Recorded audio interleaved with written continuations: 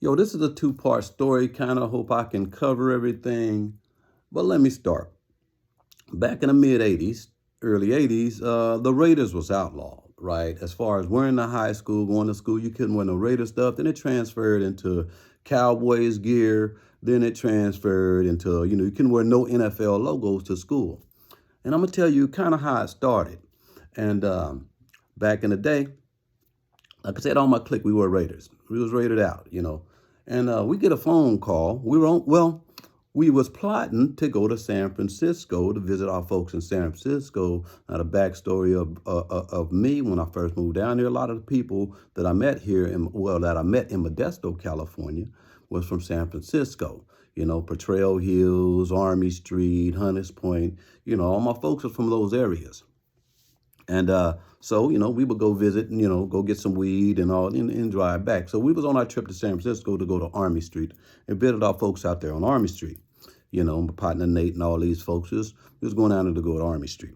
But anyway, didn't know nothing about Army Street, but we were going to go visit my folks, Nate and shit.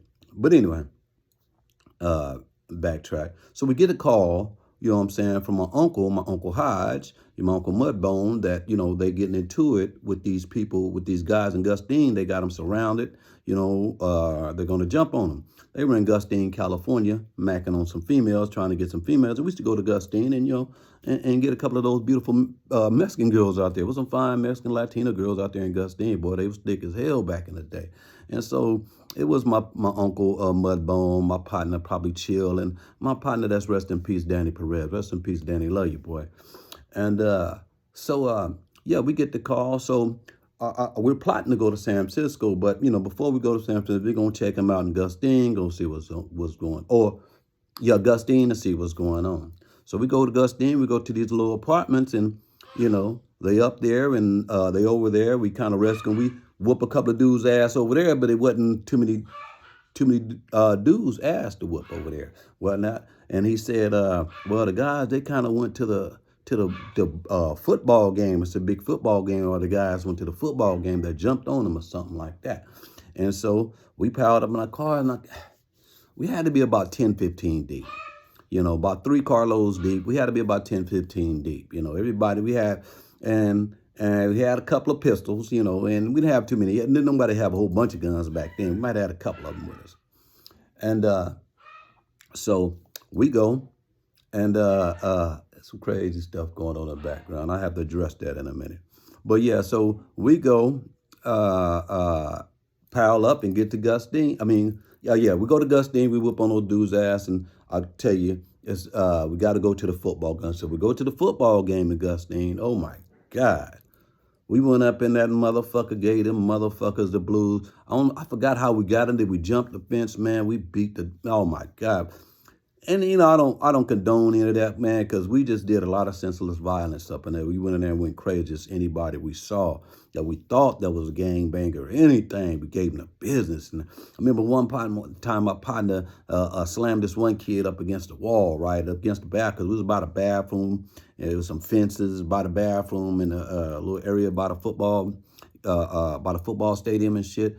And man, he slammed the kid up against the wall, bam, and I'm getting ready to get on him right after he slammed him against the wall, and he bleeding like a motherfucker from the mouth or something. You know what I'm saying? Like, I'm dead, yeah, I'm dead. Yeah, the dude was getting ready to climb the fence. My partner grabbed him off the fence and threw him on the wall hard, and the motherfucker, and his head busted. He's like, I'm dead, I'm dead. We left alone. But anyway, gave him the blues. And so after that, we just went on a mission and shit. Well, it wasn't really a mission. We were just running into shit. So we get to Newman. Right, remind me, we 3 or 4 carloads deep, about 10, 15 of us. Maybe got a couple of females. Maybe my homegirl Irma was with us,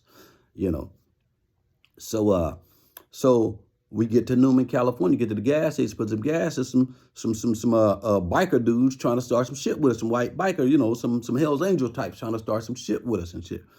And and I'm thinking like, we're like 10, 15. These are like 3 of these guys, but I'm thinking they looking at us because we're kids. I'm probably no older than 15, 16. The oldest person probably around us probably like 20, 21, And we had Dre driving his S10, Chevy S10. OB had a red Chevy S10. He driving that. And And we might be driving Brian's bucket, might be in the bucket. And that was a Datsun B210, you know. And so we piled up in the back of the trucks and all that old shit. Be on the freeway in the back truck like some luggage and shit, like in the bed, like just riding, going to the bay, right? So these bikers trying to start some shit with us and shit, man. And we get in the business and some gunplay erupted and pop, a couple of people got shot and we was up out of there. That's all I'm going to talk about that, man. And we was up out of here. We get to San Francisco. And so when I forget exactly how it happened, because I remember we get to San Francisco to the Palladium, right? Because it's like probably like 11 or 12 at night or something, whatnot. It's really too late to go to the projects to get to waking people up and all this old type stuff. And, you know, and so we was going to hang out in Frisco until like, you know, the daylight breaks and shit. So we get to the Palladium, right? We parked on this hill. I mean, when we get out and try to go in, they didn't let a couple of us in because we was under 18. And so we go back to the truck and on the way back to the truck, and we parked on the hill and going up the hill was these, I don't know if we was going down the hill or coming up the hill, but it was these two Pachuco Mexican dudes, you know, the guys in the zoot suits with the chain hanging down, the long, shiny, you know, dress shoes with the pinstripes, the hats, the whole nine, the long jackets and shit. So they were walking up, man. And, you know, we just looking at them, or I don't know if we're walking down, walking up, for whatever reason. They're looking at us and, you know, they mean mugging us and shit. And I just keep understanding why are they fucking with us and shit. I just be tripping. Maybe it was just some young kids. They just want some problem, whatever the fuck with them. So they come up, man, and they start shit with us. And so, see, we started getting at it. And I remember one of my signature moves when I used to fight was the spinning back kick. We used to call it the roundhouse and shit.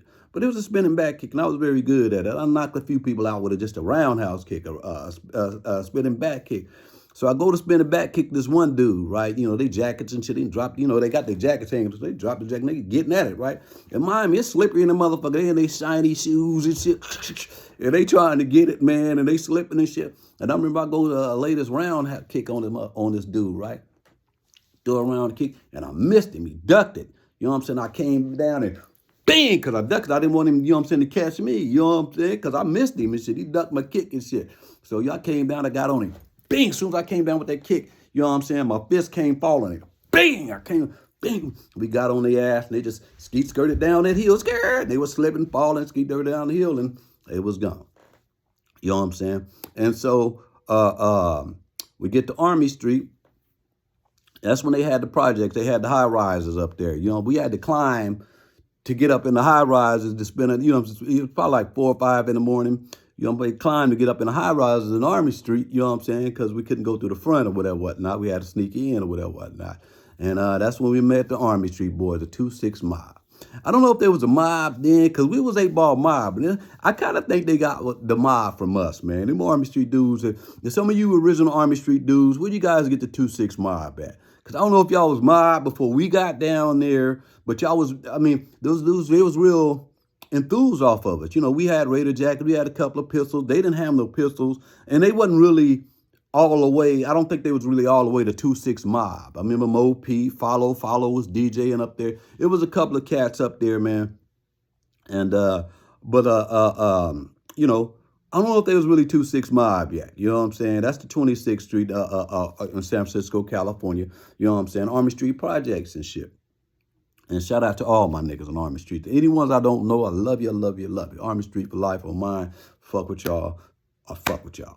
But anyway, so, you know, so we meet these cats and shit, you know what I'm saying? Next morning we meet these cats, couple of Samoan girls, couple of some ghetto girls and shit like that. And we up in that thing, man. We up in that thing. And so, you know, we running up and down Mission, you know what I'm saying, hustling the tourists and shit like that, pickpocketing. We doing all kind of shit. You know, young kid, stupid shit out there in the city, doing wild shit, right? And I remember one part, right? We're standing in front of McDonald's and shit. And I remember we had 3 bullets left in the gun, right? And so we sitting, and the Samoan dude comes out, and he mugs us something, and we flash him. We get ready to give him the business. Like, all right, nigga, y'all motherfucker be around while I come back. Motherfucker's on. Right, motherfucker, fuck you. You know what I'm saying? We flashed on him, right? So Unbeknownst to us, we look around, look up. I'm no kidding. There's probably about 50 to 100 Samoans coming to get us. Mine, it's only like 10, 15 of us. Probably at this point, a couple of people went back home, went back to Modesto. So at this point, it's probably like 8 or 9 of us and shit. And man, I'm scared. Man, we got 3 bullets left in this one rickety gun, right? And so they came, they get ready to give us a business. My partner Nate, he knew the motherfuckers. They was walking up. Nate sued this one dude that he knew, and they're like, I know you, you know. Oh man, you know what I'm saying? They got to talking. Oh my God. Release the pressure, man. Release the pressure. They didn't kick our ass and shit. So we went up under some of the bridges out there. They stole some liquor from these one dudes and shit. You know what I'm saying? We got the drinking and shit, and we was cool with the Samoans out there. I forgot the name of that clique out there. We was cool with the Samoans out there. But yeah, that's the 2-part story that I'm talking about. So later on the game, we get back to Modesto. The Raider shit was outlawed, and it was said that, you know, or the 8-ball mob. I mean, because it was a big thing article in the newspaper. These guys came with Raider jackets, came to Gustin, to Newman. They just came through, you know what I'm saying, on vengeance, just tearing up shit all the way to Frisco. These guys in Raider jackets, and shit like that. And so no one ever got arrested for any of this shit, but it was just in the newspaper. It was big. It was on the news and everything. And so they started outlawing Raider jackets in school because everybody, well, the gang task force in Modesto, California, they knew who it was. They knew it was 8-ball mob, but nobody never got caught. So they started letting the law enforcement know, and like there's probably 8-ball mob. Anybody that wears a Raider jacket is probably an 8-ball mob member. So they started outlawing Raiders in school. You know what I'm saying? Then it went across the country. And so NWA was doing their thing out there with the Raider thing, and we got into it. They came into us to perform, and we got into it, and mainly it partly was over the Raider stuff, like, you know what I'm saying, y'all wearing Raiders, you know, this us out here. We wouldn't wear no Oakland Raider stuff. We wouldn't wear no LA Raider stuff. We wear Oakland Raider stuff. And so it was that tension. I got stories on that. You would have to go back to my playlist and try to find that, and I tell that story about that. But yeah, we had got into an MWA around the Raider shit. But yeah, it got outlawed back in the mid-'80s, and that started with us. Real true story. It's history. It's been out there. You know, this is no made-up stuff. You know what I'm saying? But yeah, we kind of like pioneered that Raider thing, and you know, it was all the way us, man. Raider Nation, man, all day long, man.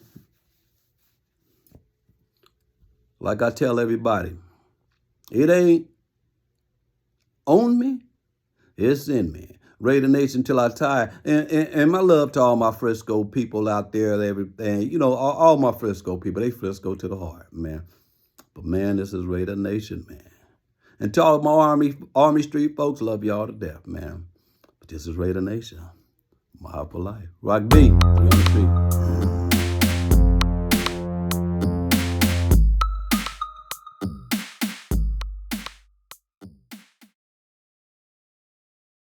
Ain't jogging anyway, bitch.